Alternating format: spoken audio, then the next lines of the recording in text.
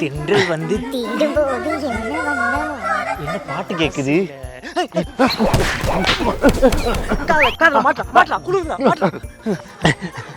வந்து வந்து போகுதம்மா.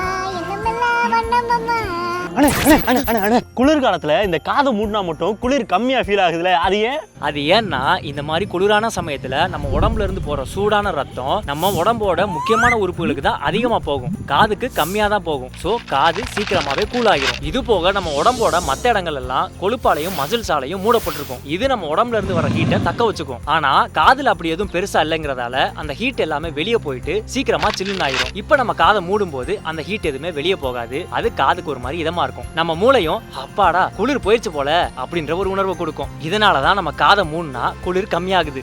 சூப்பர்னே. டேய் குளிர்துடா. ஆரோக்கியமான வாழ்க்கைக்கு ஆராவில் ஹெல்த் மிக்ஸ்.